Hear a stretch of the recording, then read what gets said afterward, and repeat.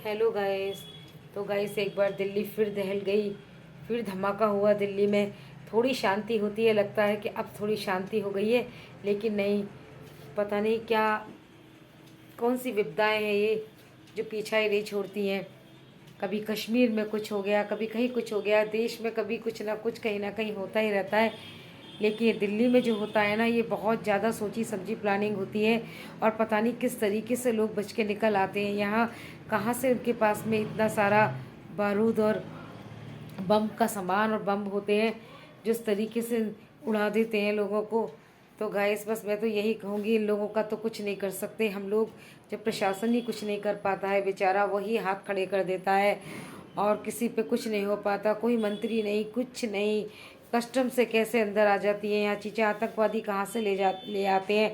क्या यहीं पे आतंकवादी बन रहे हैं, सवाल ये उठता है। क्या सरहद पार से आता है आतंकवादी, कुछ नहीं पता। सरहद पार से आता है तो किस तरह से आ जाता है, वो उनकी चेकिंग नहीं होती, कुछ नहीं होता। यहाँ तो मेट्रो में एक थैला भी लेके जा रहे होते हैं, 10 बार चेक किया जाता है। उस थैले में भले ही खाने की चीज़ या बच्चों का लंच बॉक्स क्यों ना हो, एक छोटी सी सीज़र भी रखी होगी ना प्लास्टिक की, कागज़ काटने की, उसकी भी ऐसे चेकिंग होने लगती है। ये लोग कैसे आ जाते हैं जो इस तरीके से बम वगैरह रख देते हैं।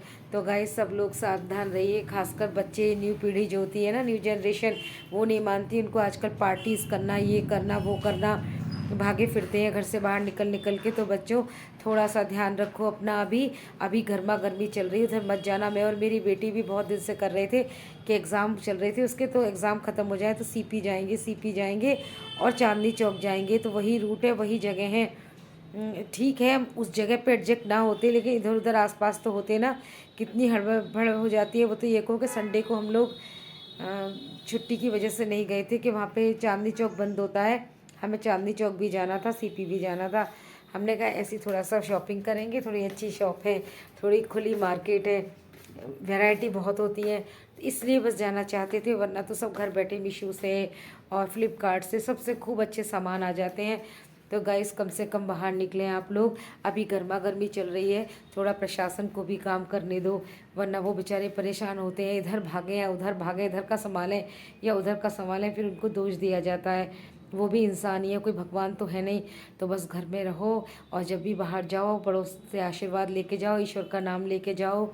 और देखो, जिनको ज़रूरी निकलना है, नौकरी पेशे वाले, वो तो निकलेंगे ही, लेकिन बिना मतलब मस्ती करने के लिए इस मूड से अभी बच जाइए।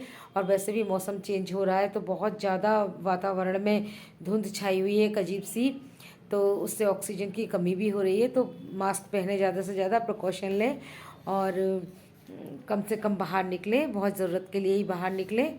और बस मैं तो यही कहूँगी, इससे ज़्यादा मैं और क्या ही कह सकती हूँ। ये तो किसी के भी बस की नहीं है, इस आतंक को रोकना तो अब कुछ बस की ही नहीं है।